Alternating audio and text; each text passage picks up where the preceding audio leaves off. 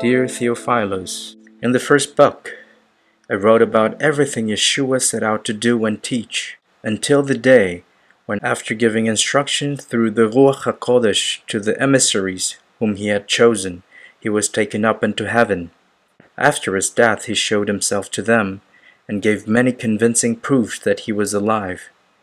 During a period of 40 days they saw him, and he spoke with them about the kingdom of God. At one of these gatherings he instructed them not to leave Yerushalayim, but to wait for what the Father promised, which you heard about from me. For Yochanan used to immerse people in water, but in a few days you will be immersed in the Ruach HaKodesh. When they were together they asked him, Lord, are you at this time going to restore self-rule to Isra'el? He answered, You don't need to know the dates or the times. The Father has kept these under his own authority, but you will receive power when the Ruach HaKodesh comes upon you. You will be my witnesses both in Yerushalayim and in all Y'hudah and Shomron, indeed to the ends of the earth. After saying this, he was taken up before their eyes, and a cloud hid him from their sight. As they were staring into the sky after him, suddenly they saw two men dressed in white standing next to them. The men said, You Galileans, why are you staring into space? This Yeshua, who has been taken away from you into heaven, will come back to you in just the same way you saw him go into heaven. Then they returned the Shabbat walk distance from the Mount of Olives to Yerushalayim. After entering the city, they went to the upstairs room where they were staying.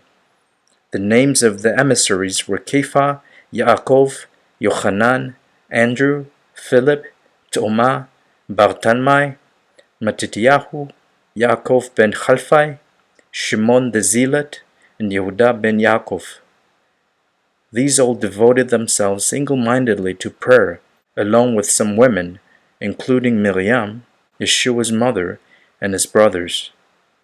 During this period, when the group of believers numbered about 120, Kepha stood up and addressed his fellow believers.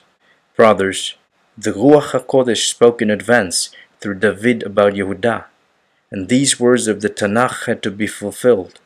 He was guide for those who arrested Yeshua. He was one of us and had been assigned a part in our work. With the money Y'hudah received for his evil deed, he bought a field, and there he fell to his death. His body swelled up and burst open, and all his insides spilled out. This became known to everyone in Yerushalayim, so they called that field Hakaldama, which in their language means field of blood.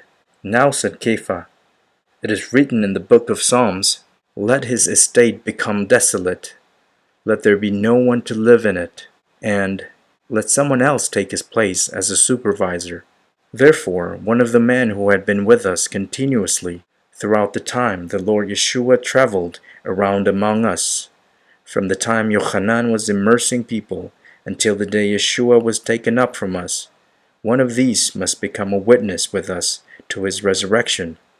They nominated two men, Yosef bar Saba, surnamed Justus, and Matityahu.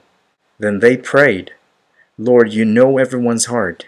Show us which of these two you have chosen to take over the work and the office of emissary that Y'hudah abandoned to go where he belongs. Then they drew lots to decide between the two, and the lot fell to Matityahu. So he was added to the 11 emissaries.